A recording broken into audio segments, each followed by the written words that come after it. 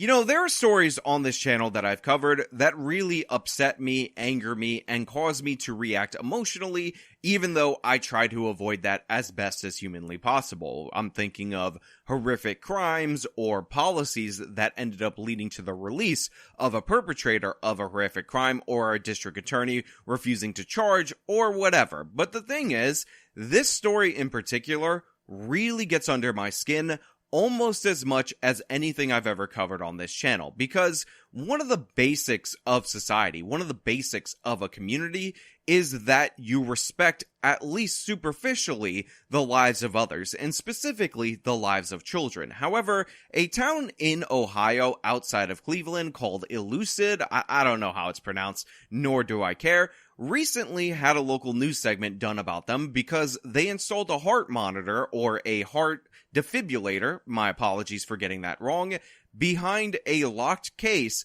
because people keep stealing them. So at a playground, if your kid goes into cardiac arrest, they need an emergency defibrillator. They have that defibrillator present, but you have to call 911 and get a code because it's being stolen so many different times. We're going to get into this story. I'm going to explain why this pisses me off. But before we do that, I just want to say thank you to everybody who signed up over on actualjusticewarrior.com/join. Give me the money. Give me the money. Okay? And thank you to my podcast listeners on Spotify, Apple, and Google's podcasting platform. A local park now has a new AED available in case of a heart emergency. There's just one issue. It's locked, and you need to call 911 to access it. So would you feel comfortable if help was behind a code? Stephen Hernandez went digging for answers why this life-saving equipment is locked up. I mean, we all know the answer of why this thing is locked up behind glass, why they have to go to the step of calling 911 in order to get the code. We all get it. We all know where this story is going. But again, it's important to interview the people on the ground so that they can react to what has to be done in order to keep their community safe. That's just like calling 911 because they get the passcode for your fire extinguisher. So I just want to say, this guy right here, I 100% agree with him. I have no disagreements with what he said in terms of principle. It is quite similar to having a lock on a fire extinguisher because, again, when seconds count, you need access to this. The idea that you would have to call 911 for a passcode in that situation is just as absurd as in this situation, but the problem is not him and his attitude and this opinion and how factually accurate it is in terms of a normal day-to-day scenario. The problem is that the community that he is in does not act normally. They do not care for one another, and they cannot be treated like a normal standard community. If it can be done within seconds, then I think it's okay. Now, this woman says, well, in the hope that you can get through it really quickly, that would be good. That would be something that is preferable and all of that. And I can understand that, but she is missing the overall point, which is, why is this necessary in this park? Why is it necessary that if a kid has a heart attack at this park or some kind of cardiac event, that you have to call 911 in order to get this box open, in order to save that child's life on the spot? Bexley Park has a new automated external defibrillator, or an AED. It's used to help people experiencing a cardiac arrest. But this one is locked in this box, and you need a passcode to access it. South Euclid Fire Chief David Sire tells me it's about preventing a theft. The AEDs are about $1,800 a piece. We want them to be secure, but also accessible. So there you have it from the head of the fire department himself, the chief. The AEDs actually end up costing on the market $1,800. So some criminal, some joke of a person, some utter scumbag is going around stealing these things in order to pocket less than $2,000. And remember, that is the price of it new. I'm assuming if you're buying this on eBay or on whatever market or secondhand on the street, you're probably going to pay a lot less money for this. And if you're trying to sell this in an illegitimate way, you're probably trying to sell this for under market price, so maybe we can price this in and around $1,000. So imagine for a moment, your child, you're at a park, you're playing, something goes wrong, something tragic, something horrible, and you need to get a defibrillator. You run over to the box, you go to open it, and what ends up happening? It's gone. It's not there. Why? Because some thug, some scumbag, somebody with so little care for the lives of children in your community ended up taking it in order to make a quick buck. We're often told by the left wing, we're often told by left-wing online figures that the criminals are Aladdin, that we should think about the desperation of somebody who would steal a defibrillator for a quick $1,000. But the thing is, I don't give a damn about that person. I don't give a damn about you theoretically being in need, you wanting to get some food, you wanting to stay in a motel, or whatever your personal imminent want actually is. We have government programs that provide food to people. We have government programs that provide housing. You can go to a church. There are many other options besides taking life-saving treatment from children to the point where you have to lock the damn thing up, to the point where a child could end up dying because a panicked mother or father can't get the code fast enough from the 911 dispatcher. This is something that is created solely by the criminal. This is something that is created by a system that does not prosecute criminals easily. If you steal a defibrillator, if you steal something like this out of a park, I think you should get 5 years minimum, because you could result in the death of a child, and you need to know immediately, the second that you approach this box for any illegitimate reason, that we are going to throw you behind bars, because this is an absolute violation. And if you're in a community where people were doing this, if you're in a community where people are deciding to steal this for their own personal profit, you need to shame these people. We need to publish their faces in the paper so the whole world can see what kind of scumbag would deprive a child life-saving treatment for a quick buck, for a quick fix. I know a lot of these people might be addicts, they might be in desperation, but you know what? Root causes are not any more important than any other cause. The idea that we can't have medical treatment available to kids in case of an emergency until we address the underlying issue of addiction or homelessness or poverty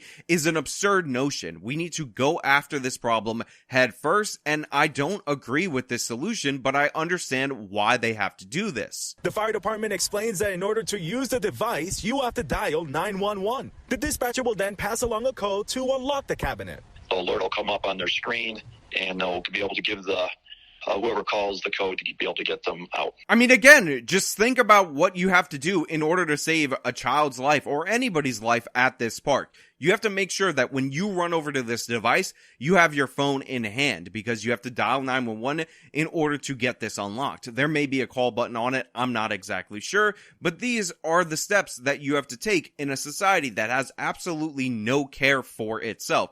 This reminds me of something that I remembered from Coming Apart, which is the book written by Charles Murray, who is, of course, a controversial author, largely due to the fact that the left wing absolutely hates him. But in that book, they talked about how kids used to drink at the park all the time way back in the day. But the difference between your modern kids and your past kids is that your past kids would drink up, they would take their bottles or leave them whole on the park and then just go. Sure, it's littering. Sure, it's not a good thing. Sure, it's underage drinking. And sure, we should be against that. However, the modern kids, for whatever reason, decide that they want to smash bottles on the park to make it unusable for children. To me, this is the smashing bottles effect of criminality in our society. People are stealing life-saving treatment out of a park. I mean, imagine the mindset that you have to be in to think that that $1,000 is worth potentially a kid in your community dying over it. They put these things in here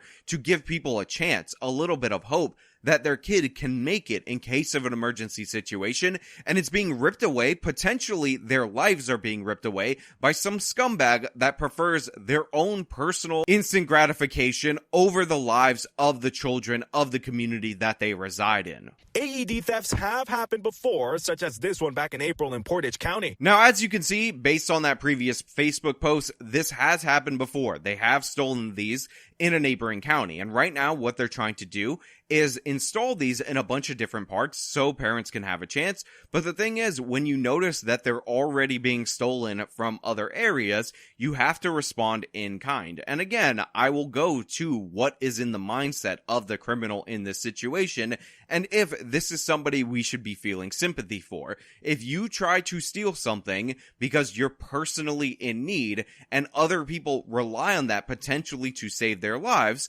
I'm not going to be sympathetic to your personal need. You're essentially subordinating the lives of children to your personal desires, and it's unforgivable. It's absolutely disgusting.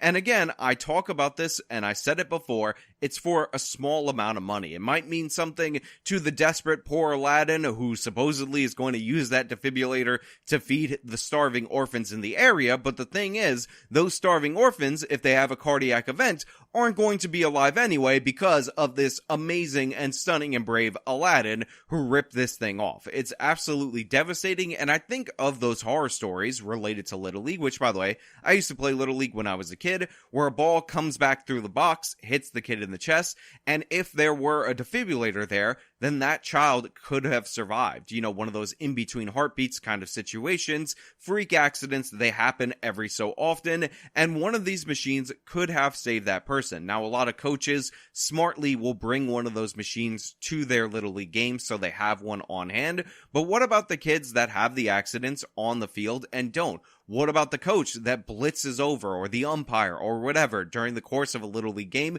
in order to get this out of the box, doesn't have the phone, can't call 911, or during the process where everything works perfectly, they call 911, they get the machine out, they go over to the kid, and it's just too late. Too much time has passed, and that kid has passed away. This is what crime has done to this community. This is what it has done to the parents in this park. It has condemned them to a more risky park experience, all because we don't go after the criminal, all because we're too sympathetic to the criminal, all because we think about the personal struggles that would lead somebody to steal this life-saving piece of equipment, rather than the people who are possibly dependent on that life-saving piece of equipment. I also spoke to a lot of people who shared thoughts, but they didn't want to be on camera, like one woman who said she'd rather see this unlocked because in a cardiac emergency, seconds matter. Chief Sire telling me he believes that time is minimal. So I don't think the time, it takes to call and be able to get this code, it's better than not having one available at all. Listen, unfortunately, I'm going to have to side with the fire chief in this regard, because it is better to have a seconds or even a minute-long delay in trying to get this defibrillator than it not be there present in the first place. And I think about the fact that most firefighters in this country, something like 77%, are actually volunteer firefighters. So they're doing it out of the kindness of their heart. They're trying to support their community. They're providing key EMS services in areas where they don't have sophisticated hospital-led ambulance operations. And for him to look at the character of his people, the character of the community that he chose to serve, that he chose to risk his life for, and make this cold-blooded assessment and be 100% right about it, feels like it must be a hard pill to swallow. It would be difficult for me to genuinely look at the character of the people that I'm dealing with and determine that they're just insufficient. They're not responsible as a people, as a population, as a town, as a community, and I would have to take this basic step in order to try to save their lives. You're quite literally trying to protect these people from themselves. In reality, you're protecting them from the bad actors in their community, but this is all a reflection on the fact that criminals are running wild in this country. Theft is totally out of control. Selling products like this on the secondary market is something that has become more and more possible and more lucrative. And we don't have the institutions in place in order to condemn them. On top of that, we don't have the moral authority. There's no perceived moral authority to tell people to stop this. I always talk about this pyramid of law-abidingness, how at the bottom is law enforcement and consequences. And the reason why that's the least likely deterrent for criminality is because a lot of people think that they won't get caught. Well, that's removed in a lot of places. The next notch up on that pyramid is the community, is the fact that you will be shown to be an outcast if you commit these crimes, if you do these heinous actions. Well, guess what? We're pushing for more sympathy from the criminal. We're pushing to see it from their perspective. We're pushing for the police to be villainized, the court system and all of that. So that pillar is knocked out of the pyramid as well. And then at the top of the pyramid is this idea that you won't violate the law if you believe the law is just, if you believe that it's moral. Well, guess what? We have a society that tells us that laws and protecting property and all of that, that's white supremacy, that's evil white racism, and it doesn't consider the people and, oh my god, the moral gumption that it takes to say, wow, these criminals, these Aladdins, they're actually good people put in horrible circumstances, is taking precedent over that. But let's be clear. You should face serious criminal consequences for stealing this. You should be outcast from society for acting in this way, and you are wholly immoral no matter your excuse. You're disgusting as a person if you try to do so, and the proof in the pudding is in the taste, and unfortunately, the taste is behind glass, so you're gonna have to call 911 in order to get a code to figure out what's up with that pudding. But hey, those are just my thoughts. Let me know your thoughts down in the comments below. If you like this video, show them by leaving a like, subscribe for more content, follow me on all my social media, support me via the support links in the description of this video. This has been me talking about the absolute disaster going on in Ohio. Till next time.